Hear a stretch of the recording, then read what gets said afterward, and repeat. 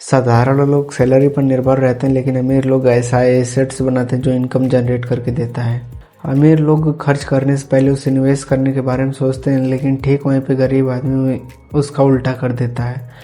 मतलब वो कुछ नहीं सोचता, बस पैसा ख़त्म कर देता है। आज भी यही कारण है कि गरीब लोग और ज़्यादा गरीब होते जा रहे हैं। दोस्तों, आज मैं आपको एक कहानी के तौर पे बताने जा रहा हूँ, जिससे आपको ये टॉपिक पूरा स्पष्ट और क्लियर हो जाएगा। देखिए, एक आदमी था जिसका नाम था लालचंद, मछुआरा था। और एक आदमी था सुभाष, जो एक बिजनेसमैन माइंड का था।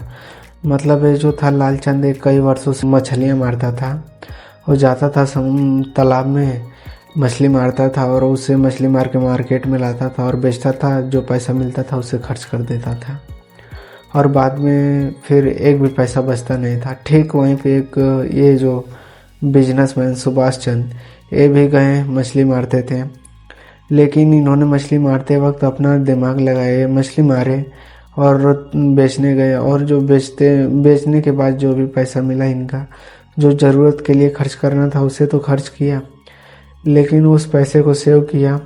इसी तरह कई दिनों का पैसा सेव किया। फिर उस पैसे से हायर कर लिया और 2 आदमी, वो भी मछली मारने लगे। इनसे मतलब इनका एसेट्स मतलब बनता गया।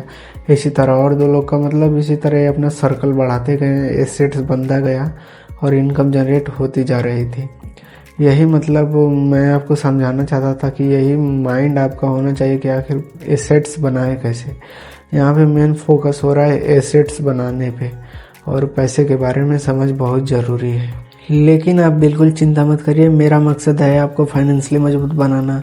तो सबसे पहले जो काम है, अपनी सोच को बदलना होगा।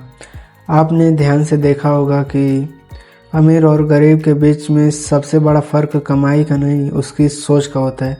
बल्कि वो सोचता क्या है, वो किस नज़रिए से पैसे को देखता है। मतलब कि उसके पास अगर 10,000 है तो कैसे वो 1 लाख बनाए, इस बारे में उसे सोचना चाहिए।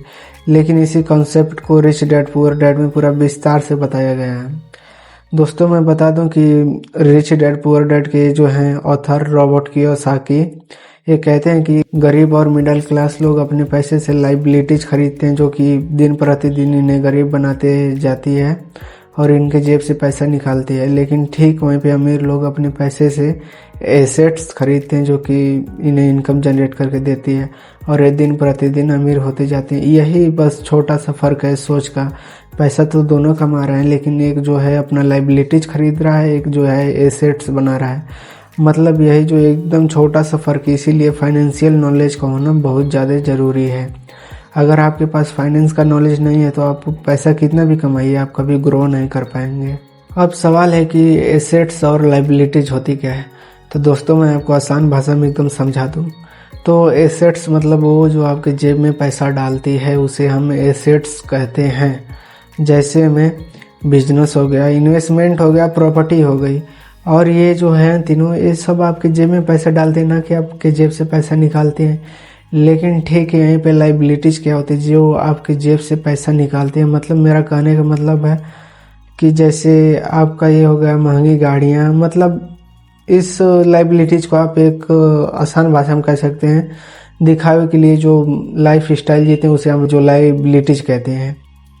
जैसे में महंगी गाड़ी, महंगा आईफोन, मतलब जो अपना शौक आप दिखा रहे हैं कि हम इतना हैं, रईस हैं, तो उसी को हम लाइबिलिटीज कहते हैं। मतलब आप एक तरीके से आप भिखारी होते चले जाएंगे लाइबिलिटीज अगर खरीदेंगे। इसी को भी बोलते हैं रैट रैप, मतलब इसमें फंस गए तो आप ख़त्म हो जाएंगे। तो दोस्तों, अगर मेरी वीडियो आपको अच्छी लगी हो तो मुझे सब्सक्राइब ज़रूर कर लेना।